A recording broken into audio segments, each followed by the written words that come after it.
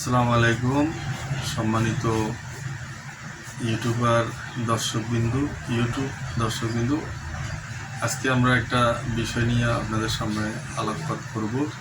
এই বিষয়টা ইদানিংকালে আমাদের অনেকেরই প্রশ্ন এবং আমাদের চ্যানেলের মাধ্যমে অনেকে জানতে চায় যে আসলে যে আমরা যে প্লাস্টিকের বোতলগুলো ব্যবহার করি, এই প্লাস্টিকের বোতলগুলো আমরা কতদিন ব্যবহার করতে পারি এবং তার ইয়েটা কতটুকু যে কী বলে সময়কাল।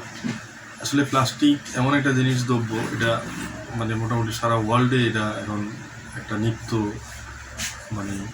দ্রব্যাদিতে পরিণত হয়েছে।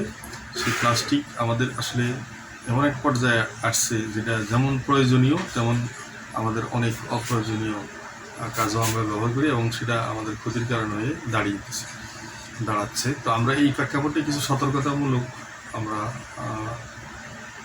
বিষয় আপনাদের সামনে উপস্থাপন করব। প্রথমত কথা হলো, একটি প্লাস্টিকের কৌটা কিংবা ডিব্বা অথবা পানির জার, এটা একটা নির্ধারিত সময় আছে। সময়ের ভিতরে আমরা এটা ব্যবহার করে এটাকে ফেলে দিতে হবে। এখন সময়টা কীরকম সেটা আমাদের জানা দরকার। সেটা হলো, প্লাস্টিক দ্রব্যাদিতে যখন আমরা যে কোনো একটা খাবার অথবা অন্য কিছু আমরা রেখে খাবো, সেই ক্ষেত্রে একটা নির্ধারিত মেয়াদ আছে। সেই মেয়াদটা প্লাস্টিকের ওইখানে উল্লেখ করা থাকে এবং এর পরবর্তীতে আপনি যদি ওই কোল্ড ড্রিঙ্কস কিংবা অন্য কিছুর মধ্যে আপনি ব্যবহার করার পরে ওখানে পানি রাখেন, সেই পানিটা আপনি কত সময়ের ভিতরে আপনি সেই প্লাস্টিকের জারটা আপনি ব্যবহার করবেন সেই সংক্রান্ত হলো।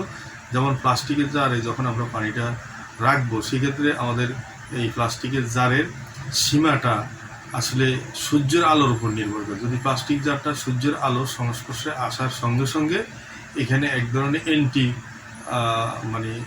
কি বলে যে আপনার প্লাস্টিকের ক্ষুদ্র থেকে ক্ষুদ্রতম কণা সে বিচ্ছুরণ করে, তাকে বলা হয় মাইক্রোপ্লাস্টিক। এই মাইক্রোপ্লাস্টিকটা আমাদের জন্য অত্যন্ত বিপজ্জনক এবং স্বাস্থ্যের জন্য খুবই ক্ষতিকর। বিশেষ করে উচ্চ রক্তচাপ অথবা ইনডাইজেশন কিংবা হার্ট অ্যাটাকের মতো ঘটনা আমাদের ঘটতে পারে। সেই ক্ষেত্রে আমরা অতি দ্রুত যে প্লাস্টিকের দ্রব্যাদি আমরা ব্যবহার করে এটা আমরা রিসাইক্লিংয়ের ব্যবস্থা করব। পাশাপাশি যেখানে পানি আমরা ওই প্লাস্টিকের জারে বা প্লাস্টিকের দ্রব্য কিংবা প্লাস্টিকের যেই কৌটা আমরা ব্যবহার করি, সেটা যতটা সম্ভব আমরা অ্যাভয়েড করব।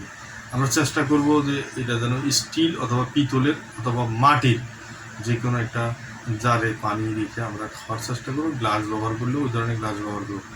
আশা করি আমরা এই সংক্ষিপ্ত অর্থাৎ এই 2 মিনিটের সময় যে আপনাদেরকে এই ব্যক্তি সময় নিয়ে আপনাদেরকে বোঝানো আমাদের দ্বারা কষ্টসাধ্য ব্যাপার, তারপরও সবাই সময়ের দাম আছে। সেই ক্ষেত্রে আমরা চেষ্টা করি যে কোনো একটা বিষয়ের উপরে যখন আলোকপাত করি সেটা যেন অন্তত মিনিমাম 3 থেকে 4 মিনিটের মধ্যে সীমাবদ্ধ রাখতে। আশা করি আপনারা বুঝছেন। আল্লাহ হাফিজ, আসসালামু আলাইকুম।